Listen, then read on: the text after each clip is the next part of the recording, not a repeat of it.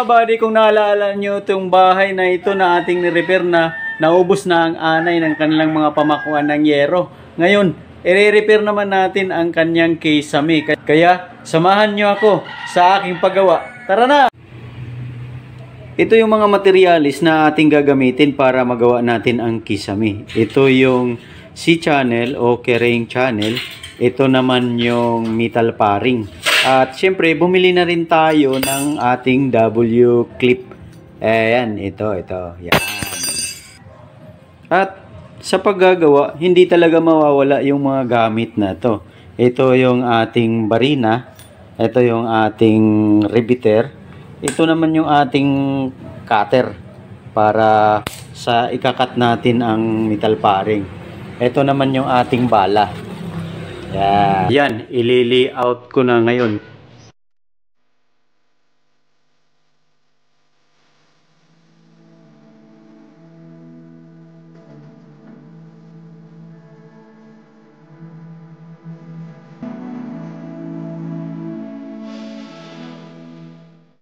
At ilalagay na natin ang runner.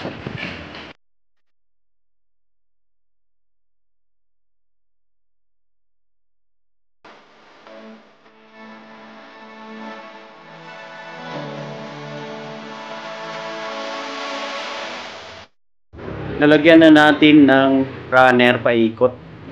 Ang kasunod naman niyan ay ang pagkabit natin ng carrying channel at ang metal paring. Mga buddy, gumawa ako ng sarili kong layout.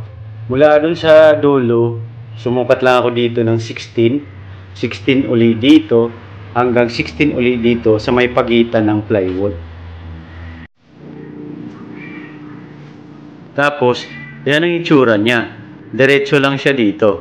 Yan, diretso siya dyan. Talagay lang tayo ng metal paring dito. Sa dulo ng plywood naman, sa haba niya na 8 feet naman. At ito naman, i-share ko naman sa inyo kung paano ko kinabit ang C-channel o carrying channel. Ito. At kung bakit nagkaroon siya ng distansya mula dito sa ilalim nito. Ito, nagdistansya ako dito ng 1.7 cm para sa pagkabit natin ng W-clip. Yan. Ayan. Yan. Yan. Kaya, pag tiningnan natin mula rito sa ilalim ng metal paring na to at doon sa ilalim din ng runner ay pantay siya. Kaya yan lang ang pagkakabit niyan, paikot. Yan, nakaalawan siya ng 1.7 papunta dito at hanggang doon sa susunod. Dito na ako sa kwarto magsimulang magbarina at i-re-rebit ko na rin.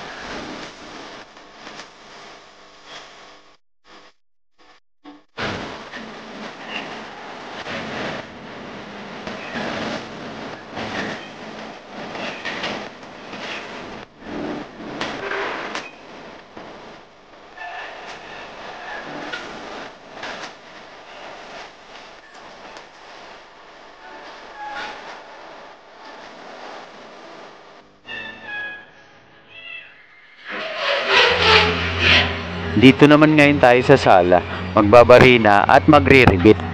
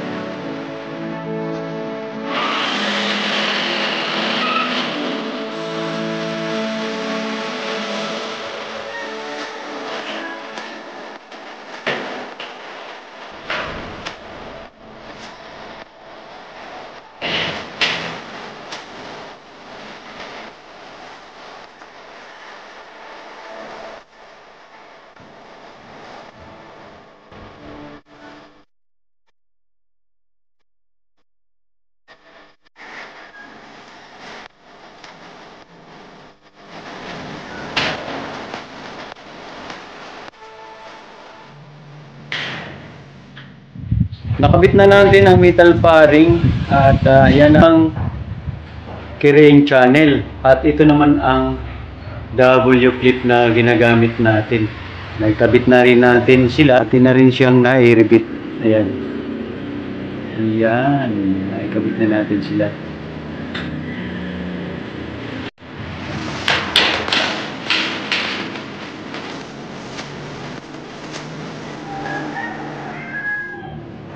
Naikabit na rin natin ang mga hanger at ganito, itutupi lang siya para maging matibay siya lalo.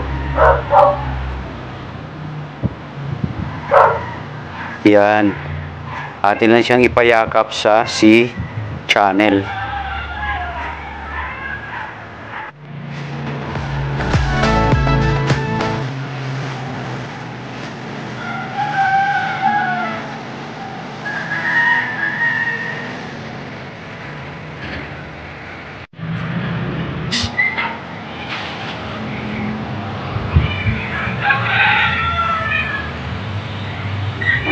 Naikabit ko na ang mga metal paring, C-channel, W-clip at mga hanger.